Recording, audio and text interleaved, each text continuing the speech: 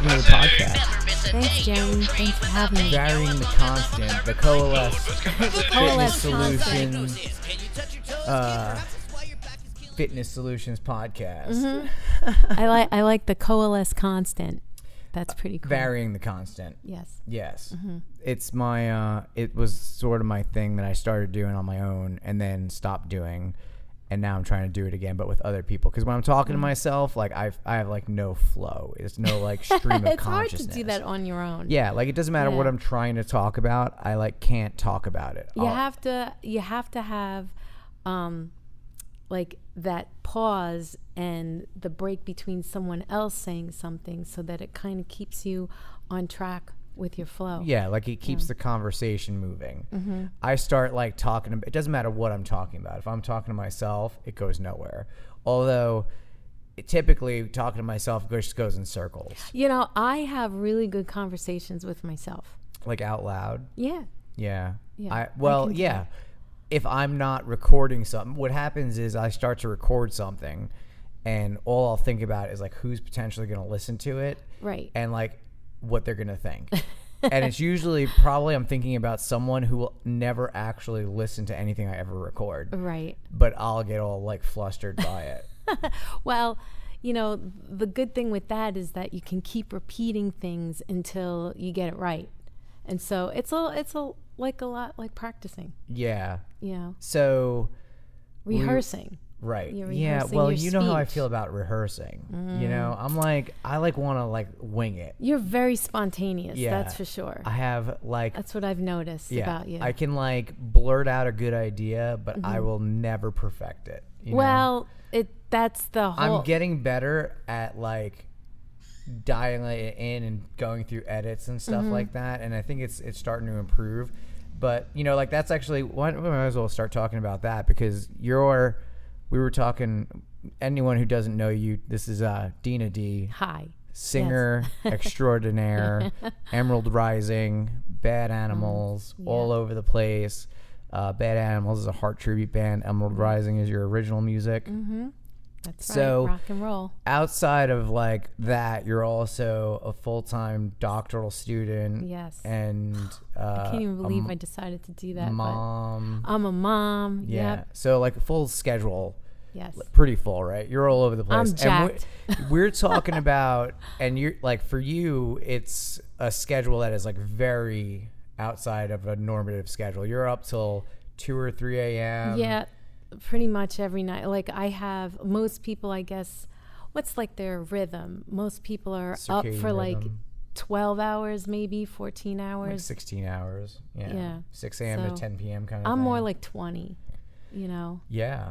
At any given time. But I mean, you know, when I came here, that's really when I started paying attention to my health and the rhythm of it all, and not realizing how much, you know, or how important sleep is.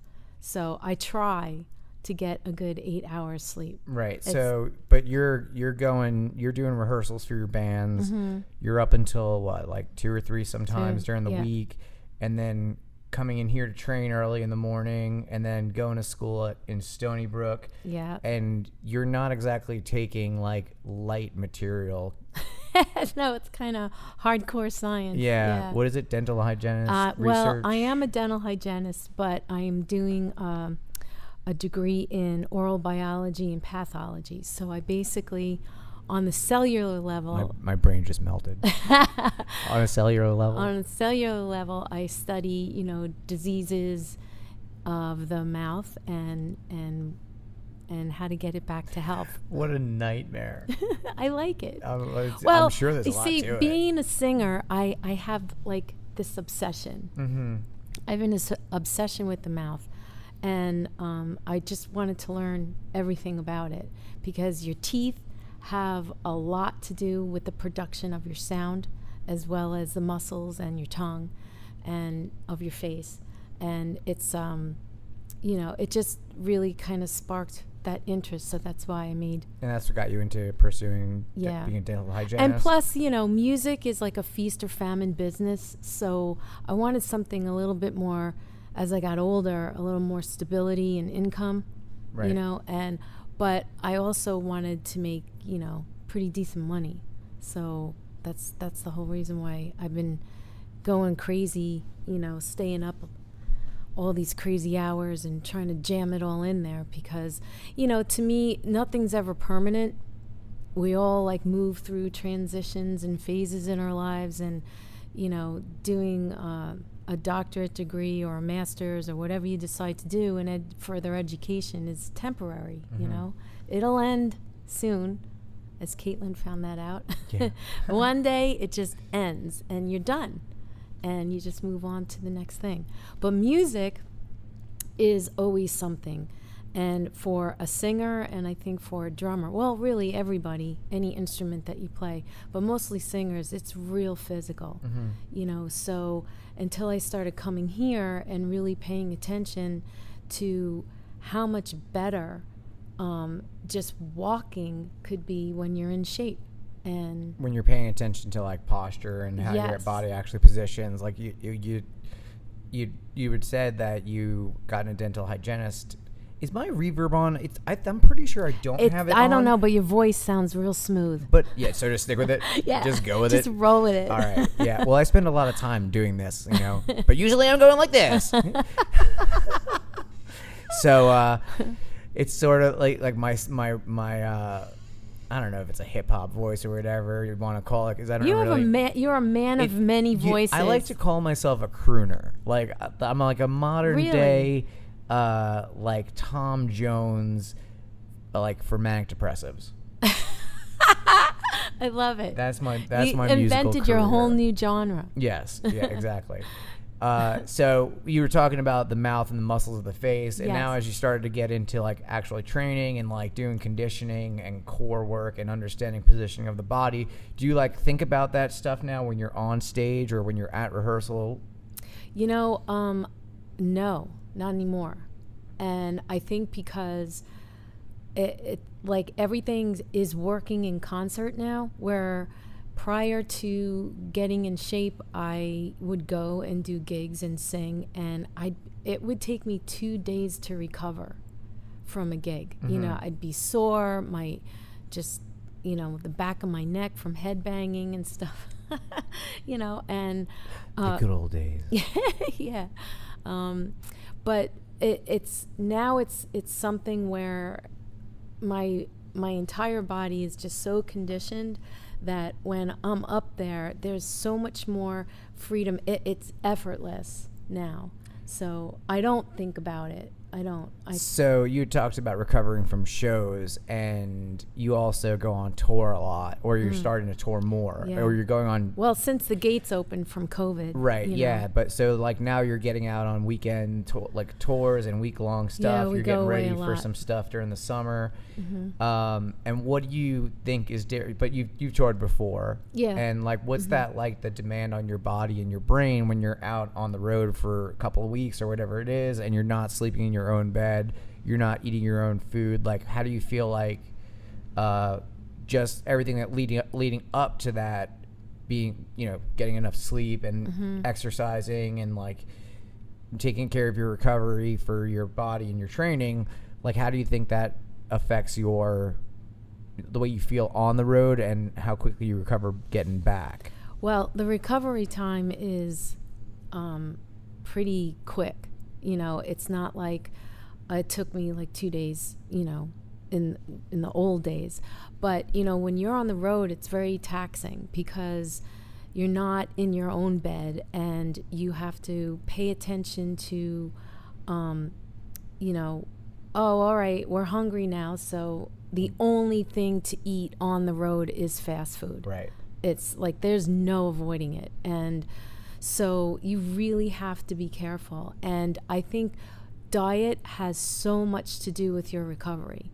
And if you're eating like shit, it's going to take a long time for you to recover from that, because your body works overtime to process all those chemicals instead of, picking something that's a little bit more healthy. So versus when you're at home, I mean, you can really plan your meals and you can plan your workouts, and you're pacing a little bit better. But on the road, the demand on your body, on the physicalness of your body is way more, because each show, I mean, you know, and also it does depend on the genre of music that you do. Now I do rock, so it's high energy all the time. So yeah, like you're belting things out. It's very aerobic, yeah, to say the least. And so, you know, you do a show one day, and then you immediately, as soon as you walk off stage, there's like no talking. You have to do your vocal warm downs. You have to make sure that you have your herbal teas, and you know, I really pay attention now to what I'm putting in my body. So I'll have like protein bars or protein shakes, or, you know, something that's with me that I know that will carry me through. And then it's like going into a strange bed and going to sleep and trying, and you toss and turn all the time, but you do your best to get your rest, because the next day is another show. And some nights you guys are staying in a hotel, but some nights you're staying in your RV, right? Like, so it's, or do you mostly stay in the RV? I am a hotel snob. I fully admit that's the diva in me. Yeah, well, you know, I mean, I feel like my feet, I'm pretty grounded. Do you make the rest of the band stay in the RV? No, like you should. That'd be fun.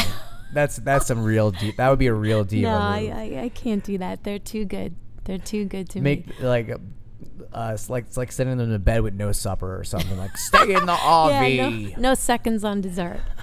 But the thing is that, you know, both bands, they are tremendous musicians, and they need their rest too. Right. So we usually, you know, budget out like a few hotel rooms, like 4 or 5 rooms, or whoever wants to stay in the RV can stay in that, because we usually travel with like a crew about 9 people, so in total.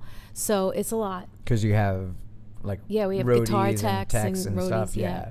Driver or photographer. Oh, driver. You bring your own photographer? Yeah. Well, he's the driver. You gotta get the multi. Yeah, we get the multitaskers. Yeah, you gotta wear a couple hats out there. Oh yeah. So the merch guy doubles as the bass player. Oh, does he? Well, you know, at least someone in the band is doing it. Yeah. You're not dragging along someone's girlfriend to my God.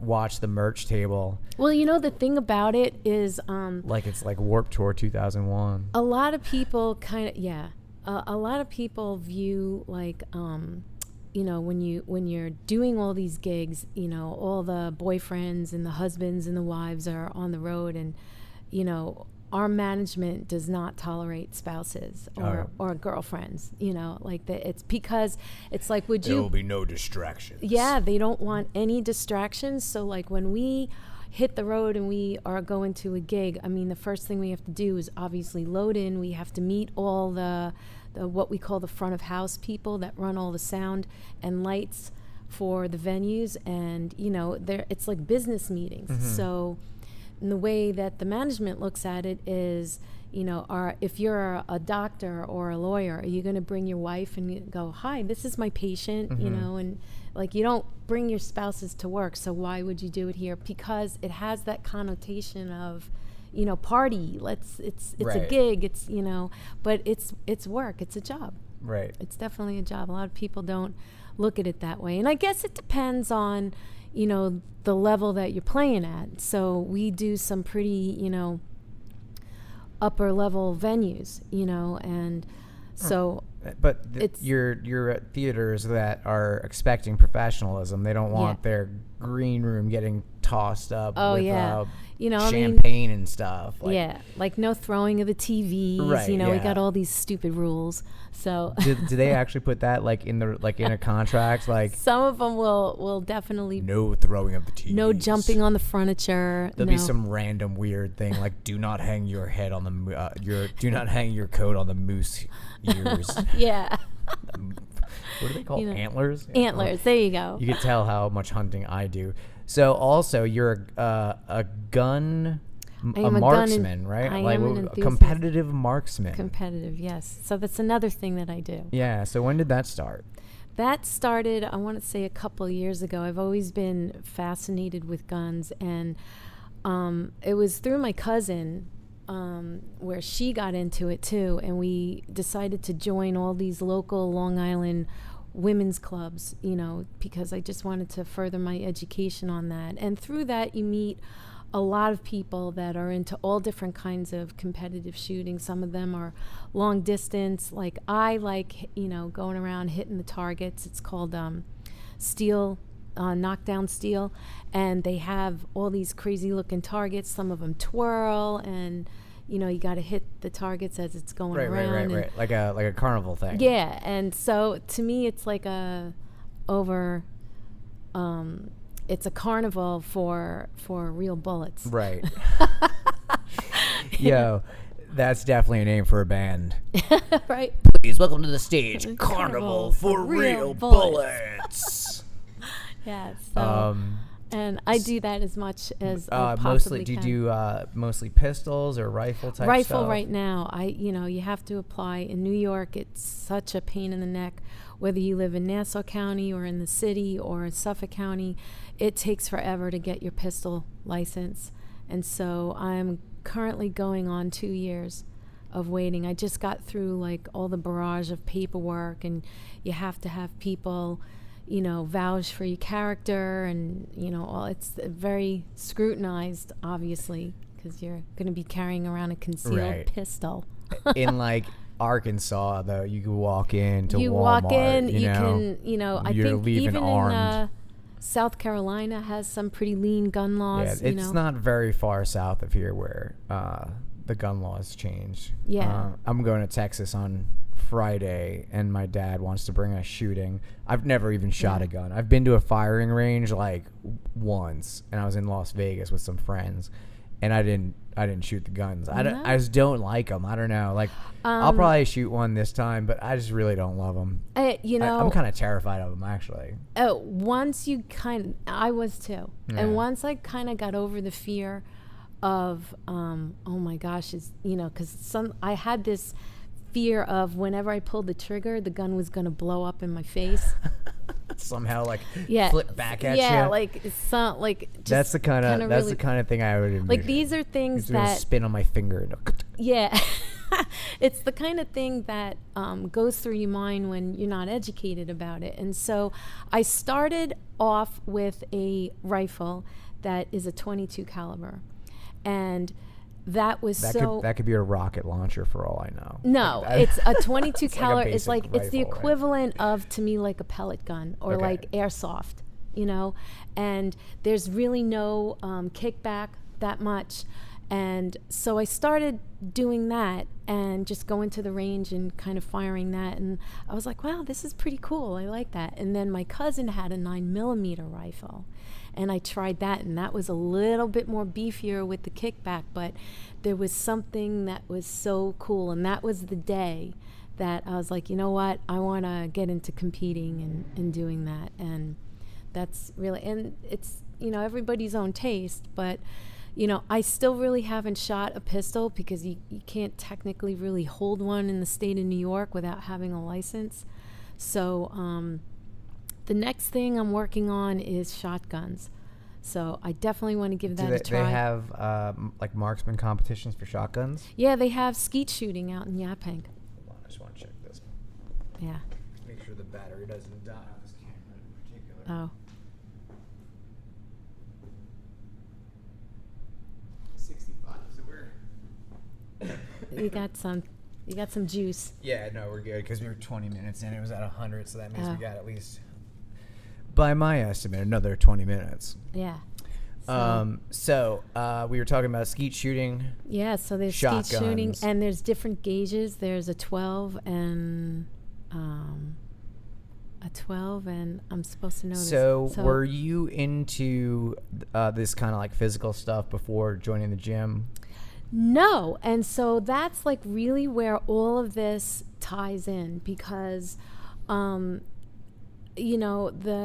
just feel like when you're really in shape and you're feeling good, and I mean my diet has completely changed, and this is, when did we start this? Like 2 years ago? It was during. Well, yeah. So you had joined before COVID. Yeah. But then wasn't, when we opened back up, that's when you really got pretty serious. Yeah. So I think, you were like pretty consistent, showing up regularly before the shutdowns and everything. But then when everything started back up, like it was like a different person. Yeah, I kind of hit it hard because I realized that, when you get that little taste of, your muscles kind of not working so hard, and just a little bit of the weight came off, and I was like, wow, this really could do it. But then you offered that program of what did you call that? Operation RX. Yes. Yeah, but basically our nutrition program. Yeah. So it was a nutrition program, and once that hit, that changed my life. It really did, and it put me on such like goal setting, and it's one thing to set the goals, but it's another thing when you achieve it. And I can't tell you how many times I've joined LA Fitness or, any or one of those other gyms and have set goals and never came close to it, but never achieved it in such a way that this Operation RX was really impactful. So impactful that it completely changed my diet. Now you're way more aware of like when you are eating on, like when you're on the road and you do have to eat like food that's not, what you would typically choose. Right.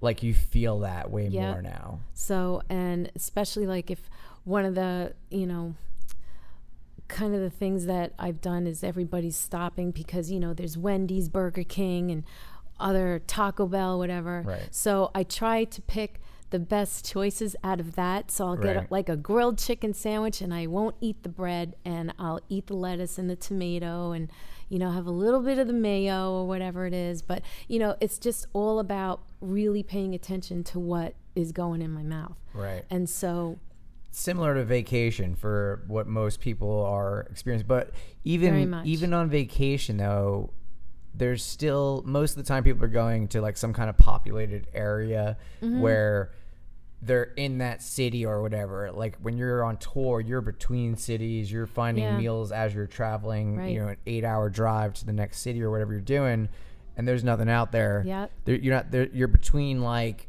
whatever, like Dallas and Austin. There's not a whole lot of big. Well, here's like something that's even more asinine is that we have an RV that has a kitchen. Well, so, but we're going to have an Emerald Rising intervention on nutrition for the road. Definitely. Because, I think when the time comes, because we haven't actually toured with Emerald Rising yet, but, with Bad Animals, we're so concentrating on the destination and just trying to get where we need to go that it's easier to just stop. Oh, there's a Wendy's, so but yet we have this kitchen, so we could technically plan out wherever we stop. Okay, where's the supermarket in the area? I mean, I'm gonna play this episode back for you in like mid-June or whatever when you're going out. Like, hey, remember that trip to Costco before you leave? Yes. Well, here's the other thing too. Get plenty of grilled chicken and freeze it. I get like a shit ton of rotisserie chicken. Yeah. And I mean, I carve it up. I put it in all these little baggies, thanks to Colleen who gave me that idea. Shout out to Colleen. Yeah. And she, and I was thinking to myself, like she goes, yeah, put everything in like all these little prepped meal bags. Well, the problem that I found out with that is because now you're sitting in the RV and you're reading a book and you're looking out the window, and because you're so bored, the only thing to do is eat. So by the time you get to the destination, everything you bought is gone. Yeah, well, I mean, we sit there and pig out. Too. When we we'll go travel, like we'll go driving to wherever, upstate or whatever that we're doing, or getting away for a weekend, and we'll stop at like Stop and Shop and grab like fruit salad and like some granola bars or something, like, or whatever, like bars or kind of whatever, just stuff to eat, and it's gone before we get off of the Throg's Neck, like I don't know Guess I was hungry. There's something you get like stuck in like 8 minutes of traffic and You're, it's like, like have a munching complete on- meltdown. Yeah. Like, I can't believe this. I just want to get more. Maybe that's just me. no. I think it's everybody that Then you're over the travels, like, Throgs Neck. You got a 5-hour drive from there. There's no more food. It's like you're munching on the ice in the cooler. Yeah. So, but yeah, these are definitely the challenges that we all face. But the education that I got here really helps with that. And the cool thing about it is that even rehearsals, all right, sometimes we're rehearsing until 1 or 2 o'clock in the morning, and we all kind of look at each other and we're like, I'm starving, because you've just done hours of aerobic stuff, just jumping around and just And you're playing. dehydrated. You're sweating quite Yeah. a lot. Like Well, you're I under mean, lights and stuff. We have the lights going on, but I do make sure I drink a lot of water. Yeah. So there's definitely hydration, because I get really dry. Even when I'm performing, I have like 3 or 4 bottles of water down for me at any time, and I'll go through it, but with that, so inevitably the only thing that's open at 1 o'clock in the morning is Taco Bell. Taco Bell. Run for the border. Yeah. So, but with that, I'm like, okay, I'll just do a taco. I'm not gonna get any like heavy burrito or anything like that. You know what? If I was going, I'm probably going down hard. Like Yeah. Taco Bell. Like I had McDonald's French fries on the road. I was driving my down to God. Virginia a couple I months did ago. a science experiment with those once. I don't want to know. Okay. Okay, I okay. do. How long? What'd you do? They never rotted. How long? It was 4 months. 4 months. 4 months. Sitting where? I did it in a chemistry class. Okay, we went to the store. We got regular potatoes that we peeled and cut up into fries. We got Ore-Ida French fries. We got McDonald's French fries, and we put them under these glass covers.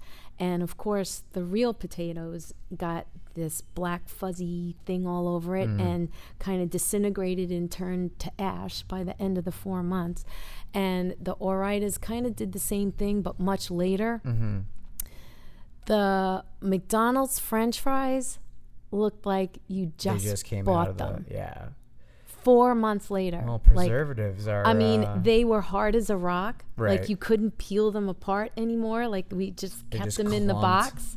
morphed into It one. was like you pulled the French fry and the whole French fry thing came out, but not any ounce of mold, nothing. It was just like this hard, they'd probably- petrified French fry. They probably spin that as being like the upside. They're like, it never decomposes. Yeah, well, now your whole entire inside of your body has been preserved. Oh. So you don't need any formaldehyde when Well, you die.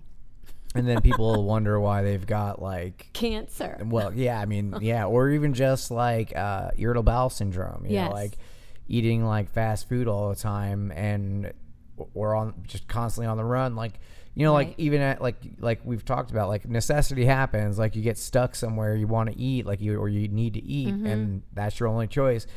But like on a day-to-day basis, that's not the only choice. No. Like it's easy enough to find like a decently healthy meal on the go when you're local, especially with like where we live. There's Stop and Shops and like whatever where you can grab a rotisserie chicken and Right. like some lettuce, Yeah. grab a bowl and make a salad. Like Yep. it's Easy we done. we live in a pretty there's even enough healthy restaurants around here where it's like For sure. you can make pretty good choices at most restaurants. Obviously you're not going to like, even like at pizzerias, like they still have salads that are with grilled chicken and stuff, and it's cooked pretty clean, Yeah. as opposed to like, whatever that French fries. White Castle, like White Castle. Oh my you know? God. That is my downfall.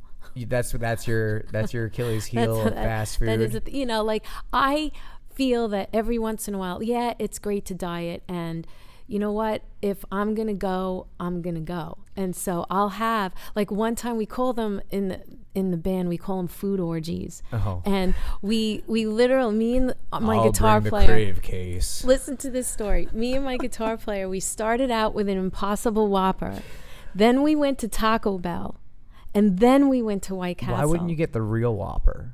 I don't know. I was just, Just wanted to try it, And so, but the thing is that, once in a while I'll do something really weird like that. And then I hit the gym the next day and I work out twice as hard. Yeah. So, and I do realize that, the calories going in takes a second, but it'll take like a week to burn it all back off.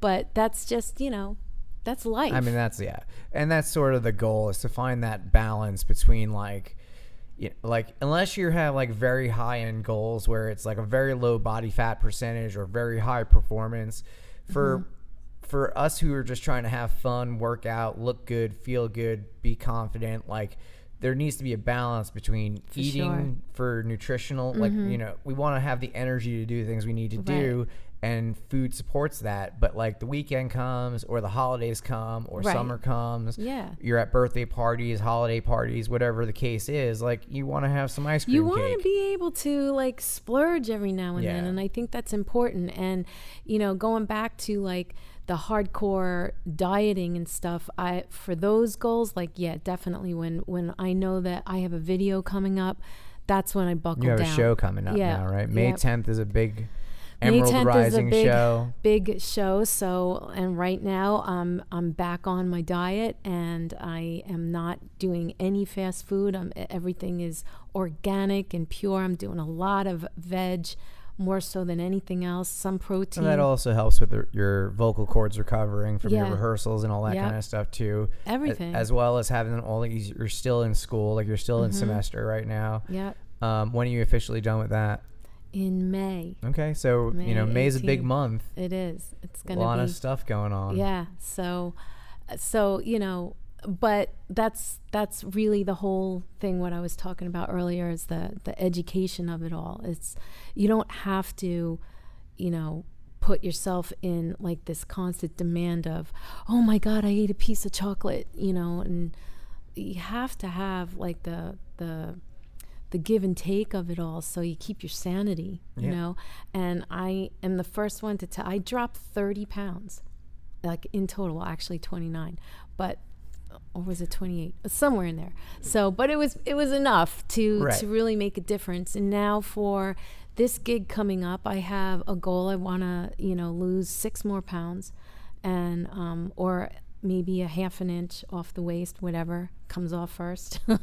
I'll be happy with that. And these are the focuses, and I fluctuate. I think women generally fluctuate more than men. Oh, way more. So, I think that I don't go by the scale anymore. That was something I really had to teach myself. But I mean, I still do it. I get on, I'm like, oh my God, I'm 2 pounds heavier than I was yesterday, but that's just water. And, but it kind of keeps me accountable. It kind of keeps me accountable, but really it's the clothes that keep me accountable. Yeah. When your t-shirt fits a little too tight, you're like, did I leave this in the dryer too long, or is it all those White Castles? Yeah, right. Have the holidays gone into March? Yeah, for sure.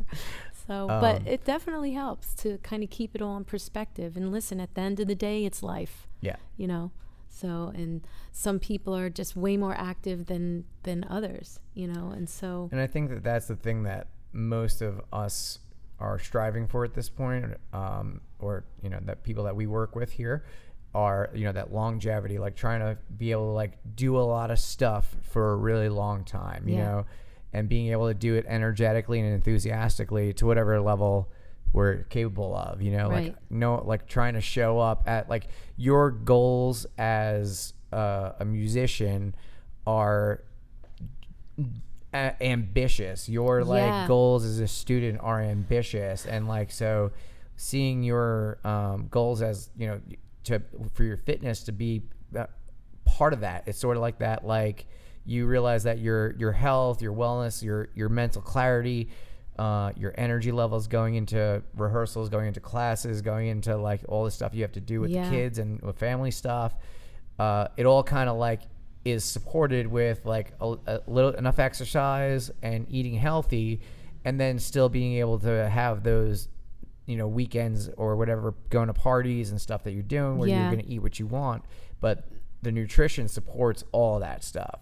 You would not even realize what a key component that is. Right. Until you start to take out all the processed sugars and all the fast foods and the preservatives and and now my body doesn't even want it anymore. Like every once in a while I have like a cookie or some candy and I feel it. I feel it right after I eat it. We'll get like Caitlin will cook, like she'll bake gluten-free, and she'll use like rice flours and stuff, or almond flours and stuff like that, and like coconut sugar. So a lot of like when the goal, like when we talked about earlier, like when your goal isn't necessarily like an extreme weight loss or extremely low body fat percentage, like having snacks and having cookies or whatever is fine, especially like for people who have like inflammation issues.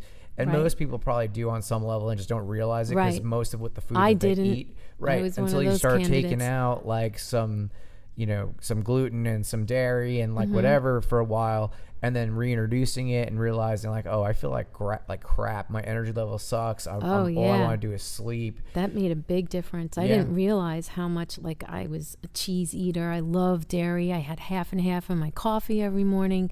And when I cut all of that out, I couldn't believe how inflammatory dairy is. Yeah, especially as a vocalist. Oh my gosh. A lot of that was always warned to me by, vocal coaches that I've had in the past. They're like, no dairy, so, but usually. Did you ever get told that like McDonald's fries were like the best vocal No, never? I just thought that they were the best. Well, somebody told me that. Like it was probably like a friend when I was like, I don't know, 18 or something and doing like metal shows. Like I would go and eat McDonald's French fries because someone told me that it coated your throat, and I was just screaming. So like I needed whatever reinforcement I could get. So I guess that's probably a myth. Well, everybody has their myths. It's probably just the oil that they cook it in. It's like you just drink vegetable oil, probably do the same thing. I never understood this combination was bananas and beer. For vocals? For metal singers. Really? Yeah, that's what bananas and beers. You know what? Someone made that up because it's like alliterated and they're like, hey, I guess someone's going to buy this bananas and beer. Like they want to take the edge off, so there's the alcohol, but the banana would coat your throat. Is it? For sure. Really? Yeah. It's, definitely would coat your throat. And, but I stick to teas. Herbal teas. That's what I was always taught to do. And what kind of herbal tea? There is one that I constantly use. It's called Throat Coat, and it's made by Medicinal Medicines. What's like the active tea in that? I think there's fennel in it, and there's fenugreek and licorice. A little blend. Yeah, it's definitely a proprietary blend, but I think the key component is the licorice. Ah. Yeah, it doesn't taste like licorice. That's just the name of it. Right. But it's that the licorice root coats your throat. But I also I put like a little dab of organic peppermint oil. What about honey? Honey, definitely. I like honey. Yeah, all that stuff like coats your throat, and it, in the proper way, I think, where it's not drying it out, because inevitably, like me and the guitar player Gina from Bad Animals, we like to have our Captain and Coke.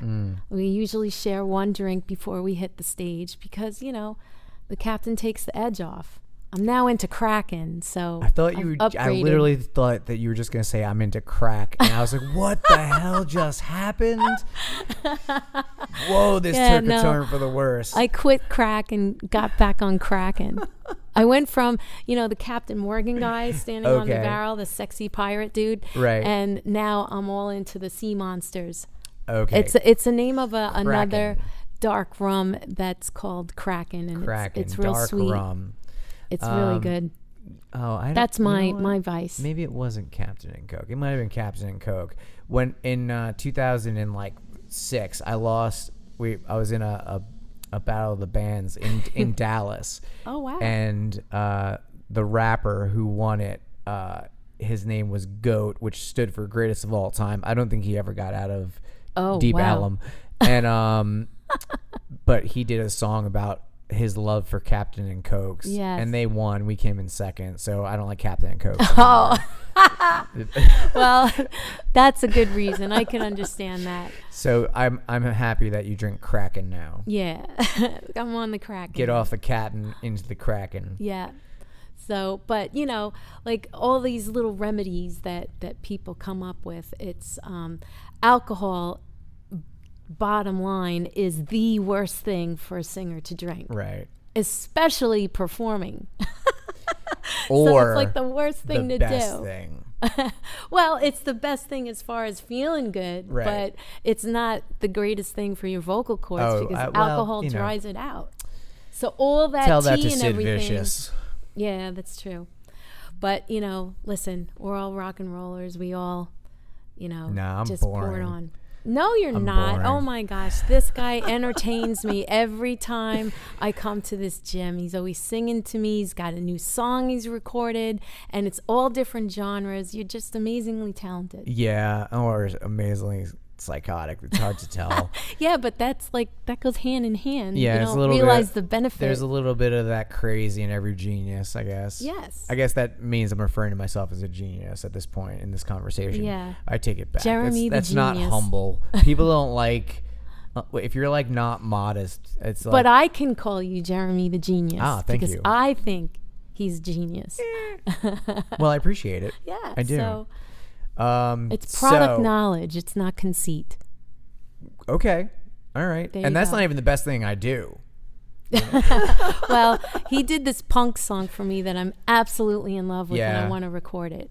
Well, that was a So, good one. That was really good. I got a lot of good ones. I love it. I like them anyway. I mostly listen to myself now. You know, I just like, what do I feel? What am I feeling? Oh, yes, I'm feeling exactly this. So The next thing I'll get is a call at 3 o'clock in the morning. Hey, come down to the gym. I'm going to record this song. that's my prime time. Early morning, like 4 a.m. Get here before everyone comes. Yeah. Record for 30 minutes or an hour before That's- like Ann gets here. Like this morning, Ann didn't come to work out, so Oh. I started working on something. Some days don't go that far. You know, some days it's like I'll be like working, like doing something. But I think that even just doing that, it's like working on processes and just like editing, which, you know, we talked about earlier is not something I love doing. I would rather just You're blurt good at it, something though. out You and know- then like let it like whatever, you know?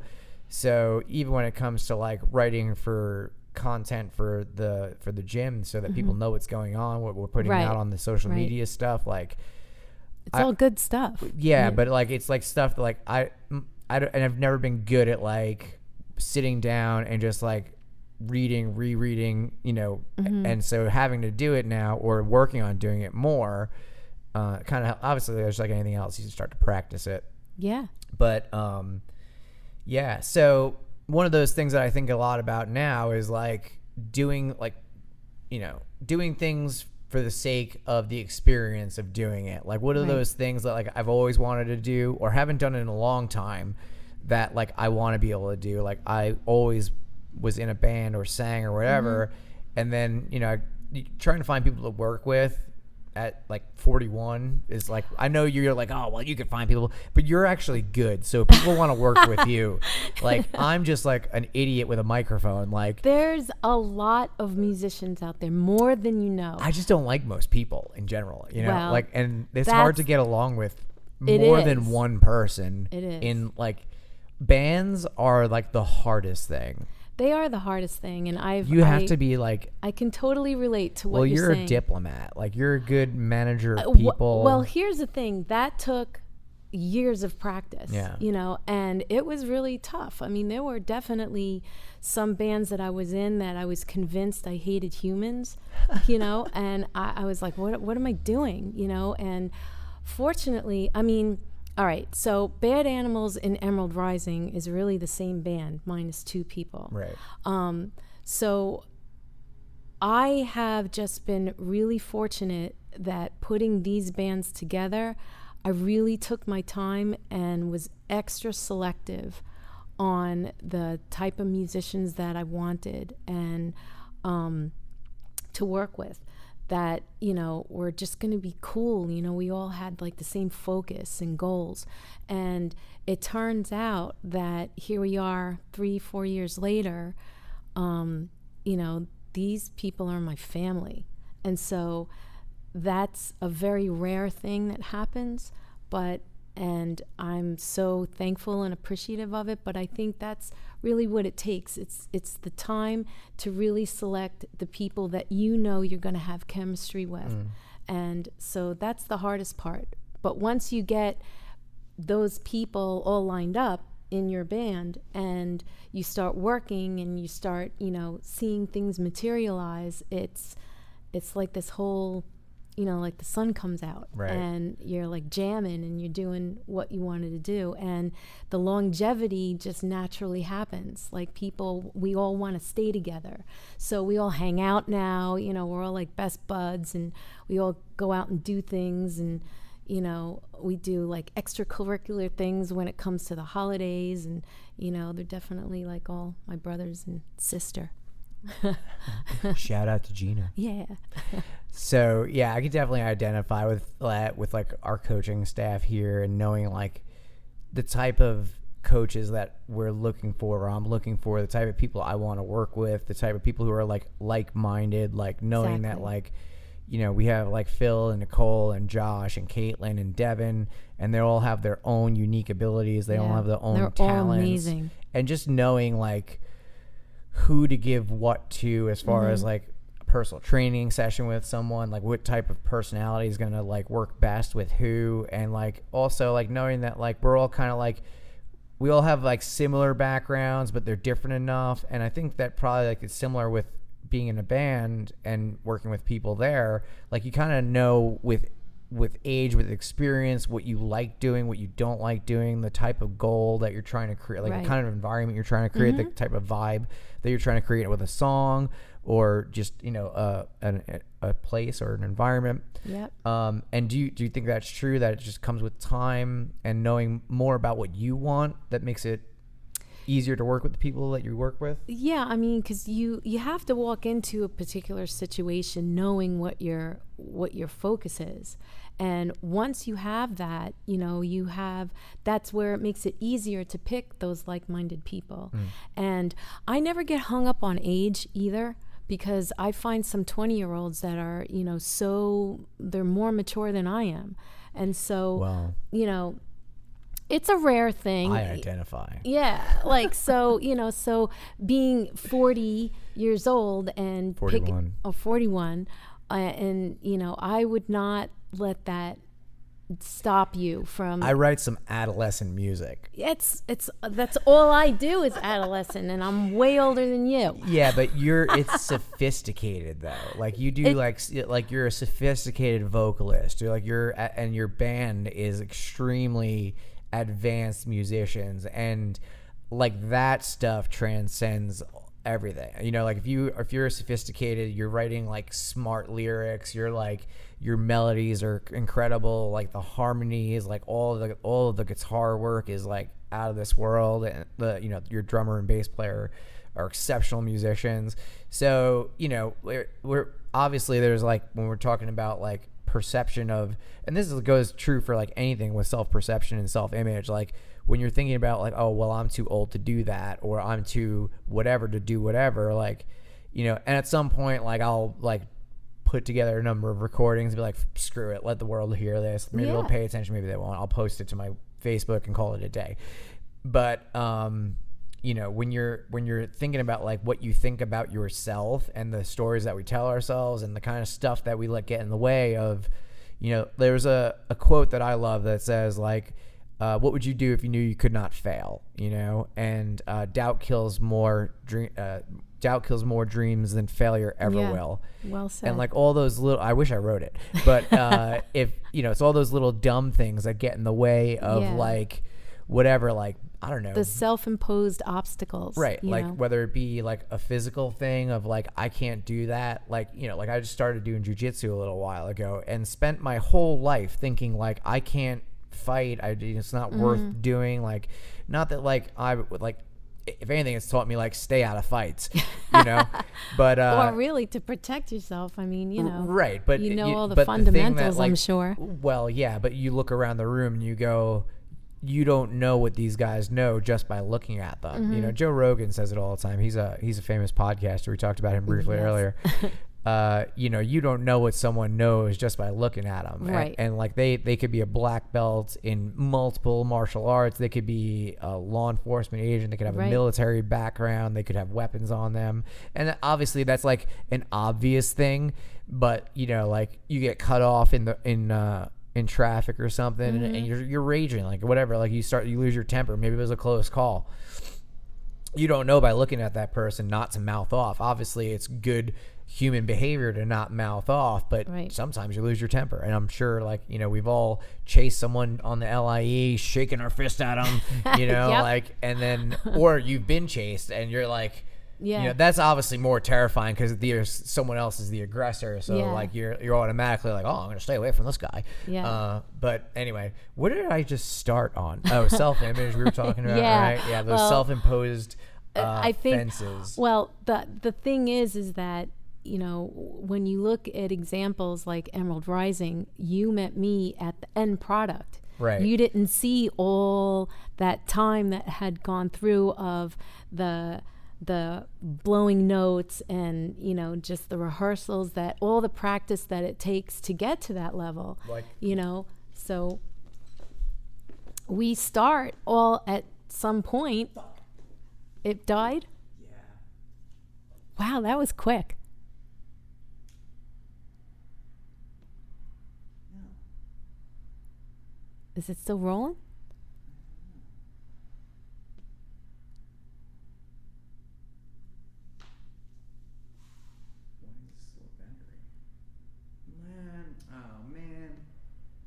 Uh-oh. We were on a roll.